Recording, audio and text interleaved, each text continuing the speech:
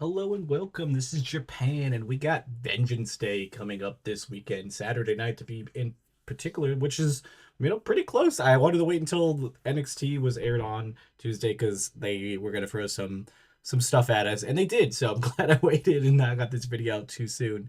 So we're gonna do our predictions here. This NXT event I think is gonna be just absolutely stacked with good matches. So let's just jump into it. First off, we have Ethan Page versus Javon Evans. They've been going back and forth like with the whole like Ethan Page breaking his jaw and like all Evans' jaw and like all of that, which has been kind of like an intense rivalry. I think it's been good for both of them because it's like post championship run for Ethan Page, like what do you do with somebody? And then also you got Javon Evans, who is very hot right now, but like not necessarily ready for them to pull the trigger as being a champion. So this is kind of a perfect kind of rivalry for both of them, and I think it's been cooking pretty well. So we'll probably see maybe the ending of this, or maybe this will bring them all the way to Stand and Deliver. But I think you have to have Ethan Page win here to further this rivalry if that's where they're going. So I'm going with Ethan Page. It's kind of a 50-50 draw because they could, if they're going to just end it,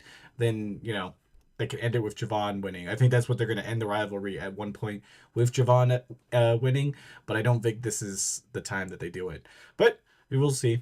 This one is definitely the hardest one to predict. Next up, we have a strap match, which is Trick Williams versus Eddie Thorpe. They've been kind of just going back and forth ever since both of them losing the opportunity to be the champion in that that triple threat match.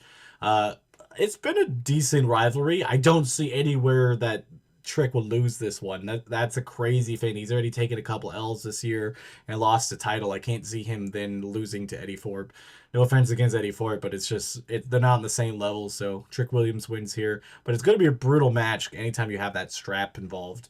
Then we got the next of four title matches. We got one extra added, and this was Fraxium versus Josh Briggs, and is it Inumara? They're kind of a fresh, brand new tag team. I can't see Fraxium losing here. Fraxium's been defending it on TNA, and they've been defending it on NXT and all that type of stuff. So there's just no way. They've been showing that they are the dominant tag team. So I don't think you lose to a team that's just been thrown together. So Fraxium, I think, easily wins here, and I think it's going to be an amazing match. So I mean, Josh Briggs, when he used to be with Jensen, had some pretty good matches. So I'm expecting this match to be kind of one of those sneakily good matches that will be towards the top of the card of being the best matches, even though it was kind of thrown together at the last minute. Then we have the Women's North American Championship match, which is Fallon Henley versus Stephanie Vercour. Pull the trigger on Stephanie here. I mean, we need it. I mean, the women's division is so deep that there's no point of getting like Stephanie to Julia right away. So let Stephanie get that middle card title and do something with this before she's ready to move on. Kind of like an Omafebi thing where she just holds on to it and is just an absolute beast and just takes down all of the like mid card women and just destroys everything. I mean, why not pull that trigger? Stephanie is that wrestler for that thing. If you're not going to use her in the main event, then you got to put her here and just let her cook. And I think that's where they're going to do it. I think Fallon Henley's had the title. She's had a decent with it. I mean, the title's it's pretty fresh. It's only had Kalani Jordan and her.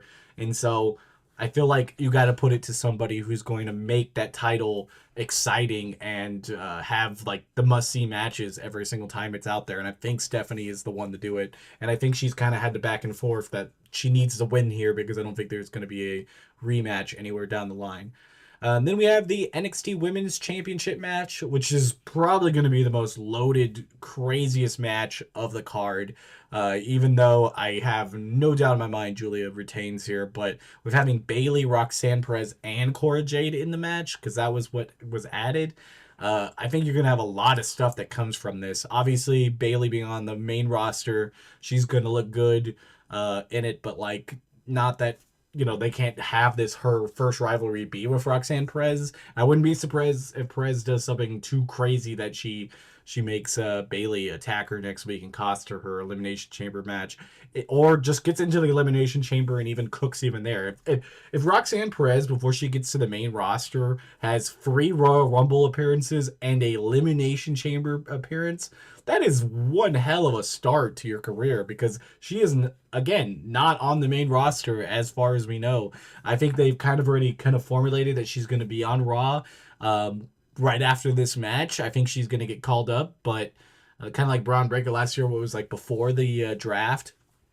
But I have a feeling, yeah, I feel like that's what they're gonna do with her. I mean, to me, perfectly, like, kind of just a side tangent is have Roxanne Perez lose here. I think Cora Jade's the one that eats the pin, and then or have Roxanne go to the main roster, feud with Bailey, maybe even have a WrestleMania match with Bailey, and then maybe as soon as possible go after Lyra, because it fits. They've had a rivalry before. I think it would be perfect, and give her that championship. Just let her be the Intercontinental title holder and let her go on this historic tear. I don't know, like, how you do it any other way. That's what that mid card title is all about. I think if you give it to somebody like Roxanne Perez, it's gonna be crazy. Or if you put her on SmackDown, give her the U.S. title. I think that's the perfect scenario, because I feel like Lyra's also a perfect person to have that title, but they haven't booked her well yet. So I guess we'll see. That's kind of all side tangents, but yeah, Julia wins this match, and then we go to the men's NXT Championship, which is Omofebi versus Austin Theory versus Grayson Waller.